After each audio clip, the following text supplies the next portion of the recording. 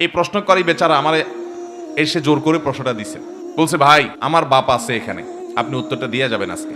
আসামি হাজির, আসামি হাজির আছে, উত্তরটা দিবেন হুজুর। আমি চিন্তা করছি একটা প্রশ্ন উত্তর যদি দিত এটাই দেব। আমার বাবার টাকায় আমি প্রবাসে যাই, আমি দীর্ঘ 18 বছর প্রবাসে কাটাই। আমার 3 বোন এবং 2 ভাই, আমি পরিবারের বড় সন্তান। আমার উপার্জন অর্থের দ্বারা 3 বোনের লেখাপড়া করার এবং 1 ভাইয়ের লেখাপড়ার যাবতীয় খরচ বহন করি এবং সংসারের যাবতীয় খরচ বহন করি। এই 3 বোনের বিবাহের যাবতীয় খরচ আমি বহন করি। আমার উপার্জিত অর্থের দ্বারা সকল সম্পত্তি অর্জিত হয়। আমার অর্থের দ্বারা 50% জমি ক্রয় করা হয়। আমি বলেছিলাম ওই সম্পত্তি আমার এবং আমার বাবার নামে ক্রয় করার জন্য, কিন্তু আমার বাবা ওই সম্পত্তি আমার নামে না রেখে মার নামে এবং বাবার নামে ক্রয় করে। কিন্তু আমার দাবি ছিল আমার নামে এবং আমার বাবার নামে ক্রয় করার জন্য, কিন্তু ওই সম্পত্তি বাবা এবং মা আমাকে না দিয়ে 3 বোন এবং 1 ভাইকে দিয়েছে। এখন আমার করণীয় কি এবং আমার বাবা ও মার করণীয় কি?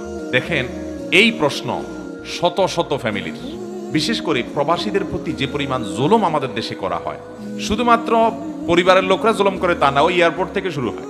ঠিক না ঠিক? এয়ারপোর্ট থেকে শুরু হয়। মানে প্রবাসী আসছে, এর কাছ থেকে কে কিভাবে খাবলা মারে খাবে। ট্রলিওয়ালা ট্রলি আটকায় রাখবে, ভাই একটা রিয়াল দেন তারপর ট্রলি দিব। যে যেভাবে পারে সে সেভাবে, শেষ পর্যন্ত নিজের ঘরে আসা শান্তি পর্যন্ত পায় না। আমি প্রায় বলি প্রবাসী বেচারাদের কোনো দেশ নাই। মিডল ইস্টে যারা থাকেন তারা জানেন, তাদেরকে ওই দেশের মানুষেরা, মনে করেন সৌদি আরবে থাকেন, তো সৌদির নাগরিকেরা তাদেরকে বলে আজনবী। আজনবী, আজনবী মানে কি বুঝেন? আজনবী মানে হলো অপরিচিত, চিনি না কে। এটা হলো আজনবীর সোজা অর্থ, মানে চিনি না রে এই লোকটা কে, মানে বাহিরের, সোজা কথা বিদেশি।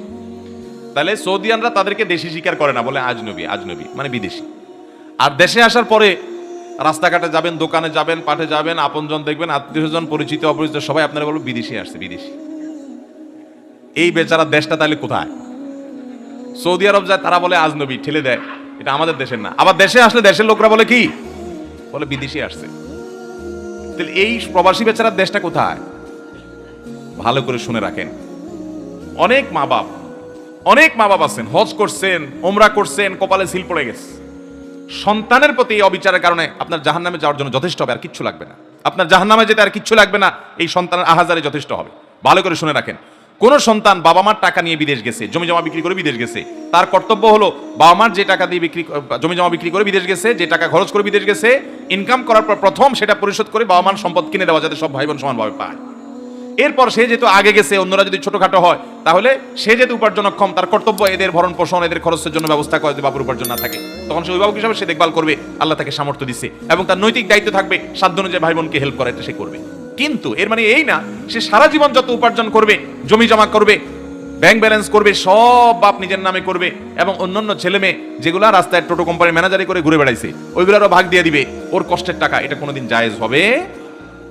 এই যে প্রশ্ন করেছেন, এই প্রশ্নকারী বেচারা আমার এসে জোর করে প্রশ্নটা দিছে, বলছে ভাই আমার বাপ আছে এখানে, আপনি উত্তরটা দিয়ে যাবেন আজকে। আসামি হাজির,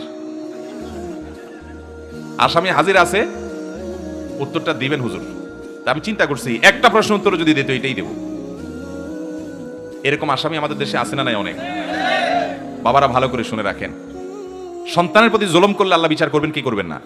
আপনি এটা মনে করিয়েন না যে আমারই তো ছেলে, তার প্রতি জুলুম করলে আবার কিসের বিচার। জি না, আল্লাহ তাআলা কোনো জুলুমের ছাড় দিবেন।